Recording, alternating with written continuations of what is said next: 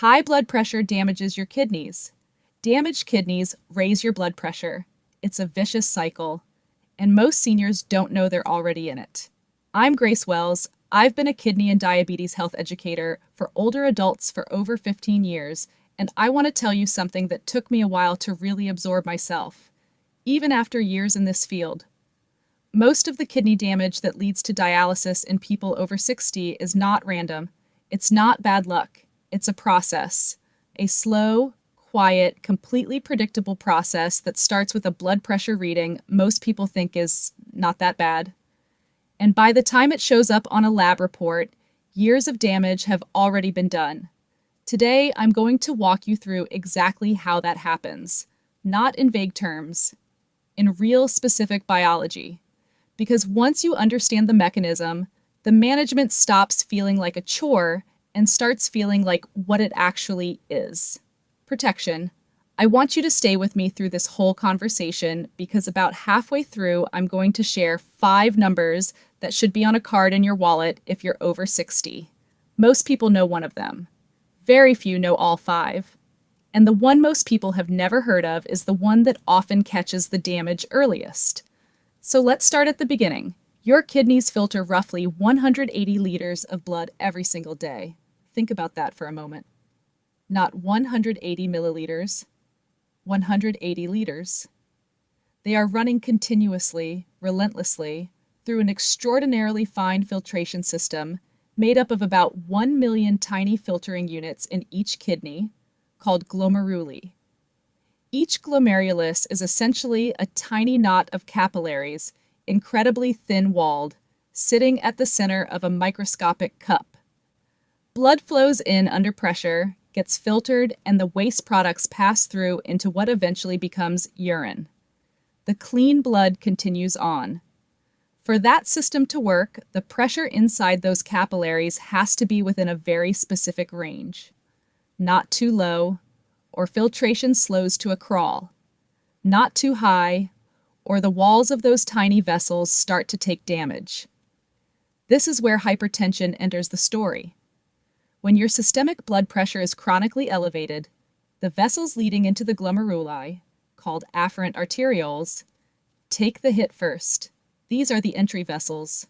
Under normal circumstances, they regulate inflow, they constrict or dilate to protect the glomerulus from pressure swings.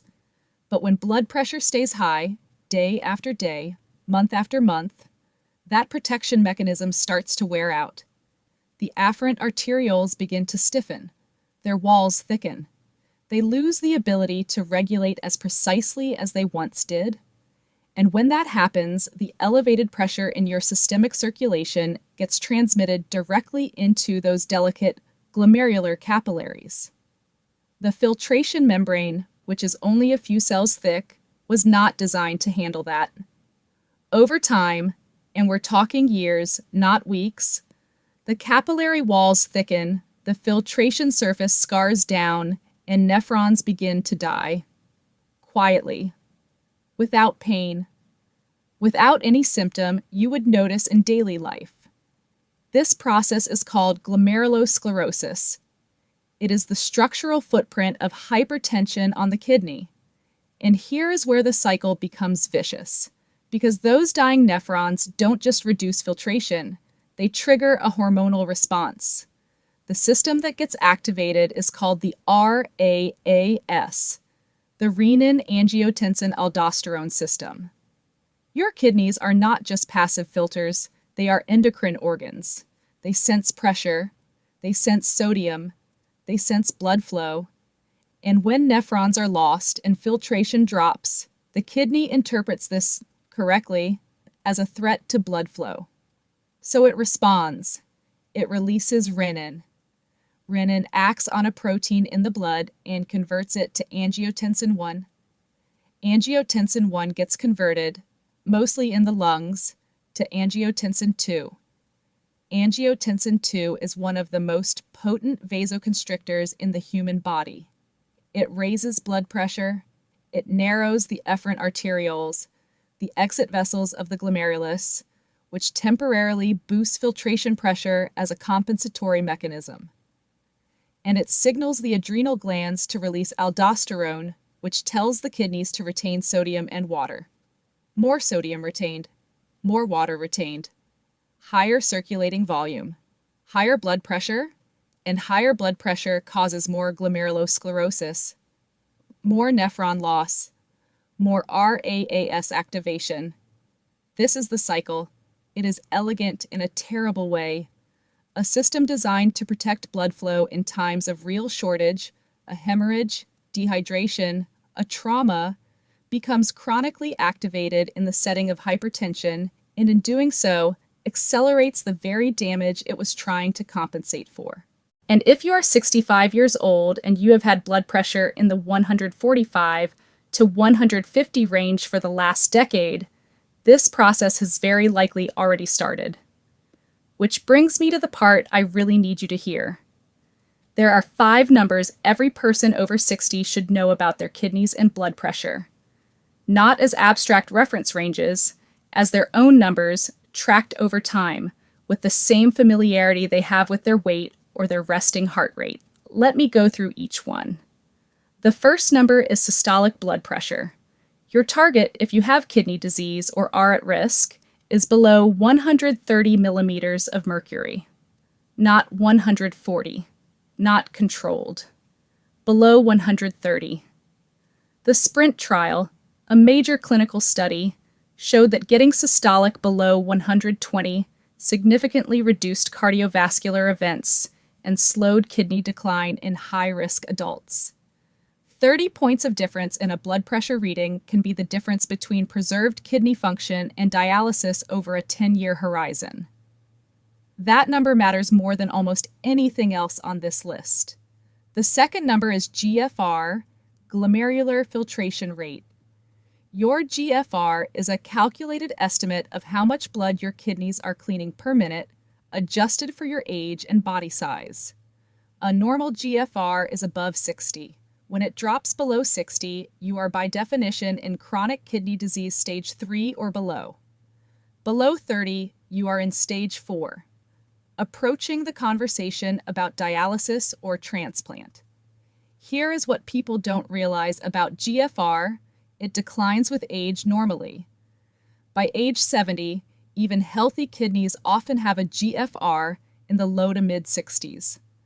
Hypertension can accelerate that decline by years, sometimes decades, and it does so silently. You feel nothing. There is no kidney pain, no obvious symptom, just a number on a lab panel that slowly moves in the wrong direction. Know your GFR. Ask for it at every annual visit if it is not being ordered. The third number is urine albumin to creatinine ratio, and this is the one most people have never heard of. Albumin is a protein. Under normal circumstances, the glomerular filtration membrane is tight enough that almost no albumin passes into the urine. When the membrane starts to break down from hypertensive damage, from diabetes, from inflammation, albumin begins to leak through. A ratio below 30 milligrams per gram of creatinine is normal.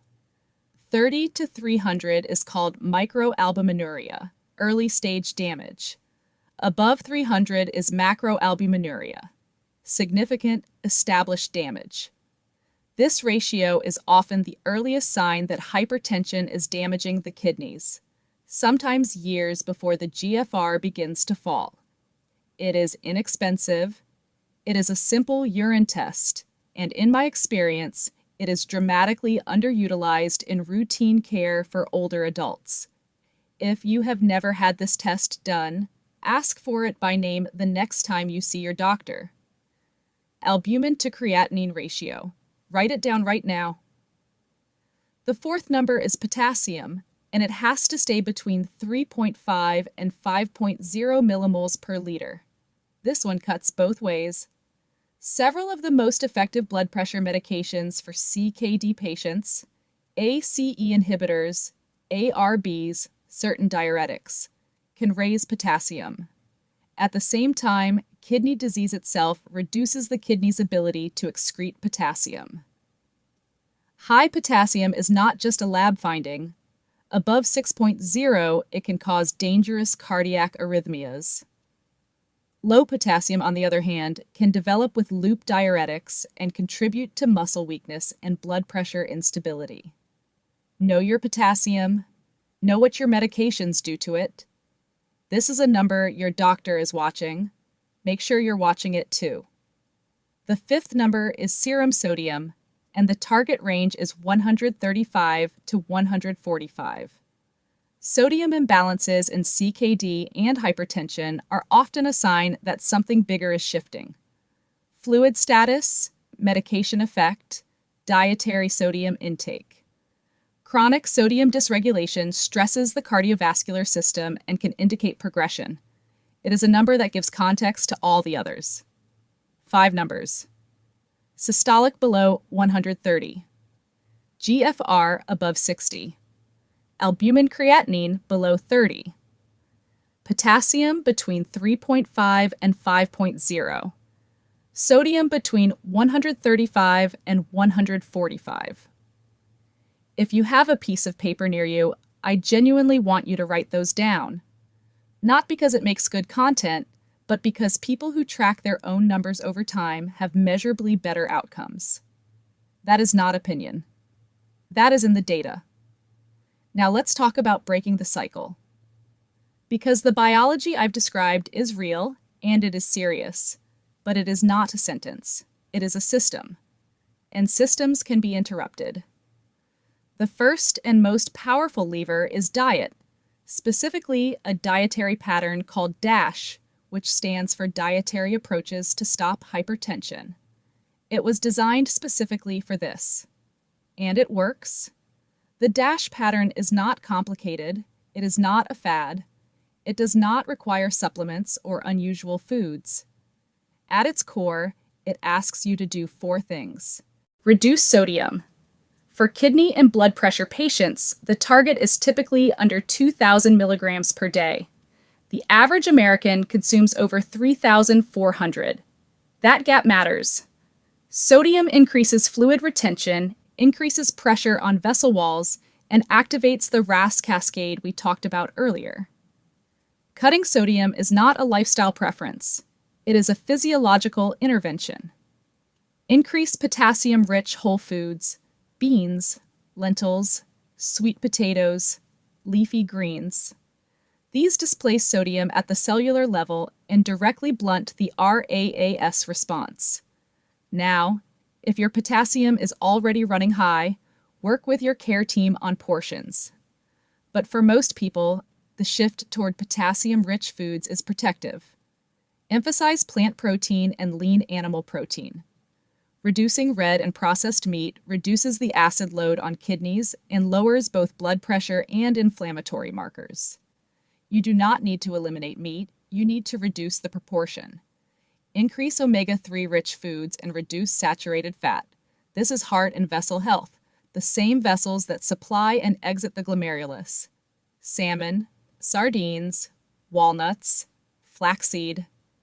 These are anti-inflammatory in a way that directly benefits the arterial tone that governs glomerular pressure.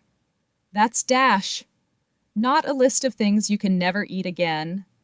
A shift in proportion with a clear mechanism behind every recommendation. The second lever is movement. Aerobic exercise, walking, swimming, cycling, lowers blood pressure by a clinically meaningful amount. Studies show consistent moderate aerobic activity reduces systolic pressure by roughly 5 to 8 points on average. That does not sound like much until you remember that 30 points of systolic difference represents years of kidney function. 30 minutes of moderate walking 5 times a week is enough to produce measurable vascular benefit. If you are starting from 0, 10 minutes is not nothing. Start where you are. The physiology responds to less than most people expect. The third lever, and I want to be direct about this, is medication.